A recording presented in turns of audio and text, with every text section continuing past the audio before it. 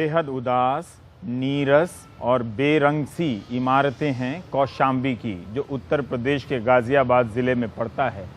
ज़रा सी सड़क पार करेंगे आप दिल्ली के हो जाते हैं। जब भी इन इमारतों के नीचे में खड़ा होता हूँ, ऐसा लगता है कि ये धूप रहित इमारतें हैं, यहाँ धूप की रोशनी आती नहीं है। एक ख़ास किस्म की नीरसता यहाँ पर है, मगर यहीं पर रहने वाले एक शख्स ने राजनीति में ठीक ठाक हलचल मचा रखी है। लेकिन जिस वक्त हम आज इंटरव्यू करने आए हैं, इन्हीं को लेकर हलचल मच गई है कि इनकी पार्टी में चंदे का क्या मामला है और उसमें पारदर्शिता है या नहीं है। तो ये इस चुनाव में पहली बार ठीक से अरविंद केजरीवाल घिरे हैं।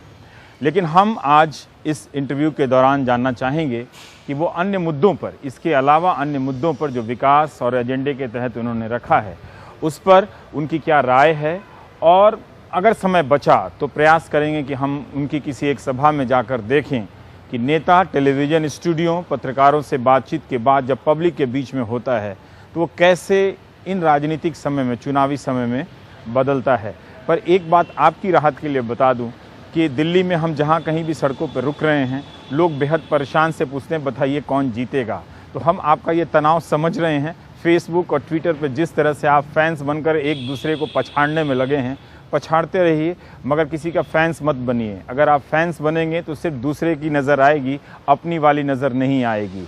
तो इन सब बातों को ध्यान में रखते हुए, आपके तनाव को ध्यान में रखते हुए, इसका मतलब है कि आपकी दिलचस्पी इस चुनाव में हो गई है, हम अरविंद केजरीवाल से बातचीत करेंगे। आइए। नमस्कार। नमस्कार। अरविंद, आप फंस गए आप इस बार चंदे वाले मामले में। कहाँ फंस गए?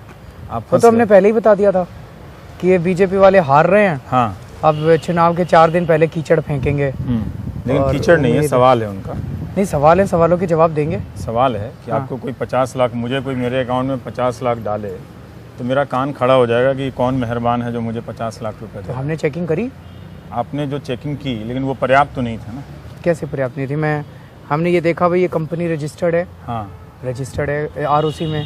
हमने ये देखा भी कंपनी इनकम टैक्स कहाँ से देखते हैं कि कंपनी रजिस्टर्ड? आरओसी की वेबसाइट पे। जब वहाँ जब देखते हैं तो ये भी पता होगा कि वो उसका एड्रेस क्या है। तो हम एड्रेस पे नहीं जाते। हाँ, मतलब जो हमारा प्रोसीजर है वो बता देता हूँ। तो उसमें कोई लिस्ट निकलती है आरओसी की साइट पे कि ये कंपनी और ये रजिस्टर्ड है? अरे वो आप अगर वेबसाइट पे कंपनी का नाम डालो तो कंपनी आ जाती है, अगर वो उस नाम की कंपनी रजिस्टर्ड है।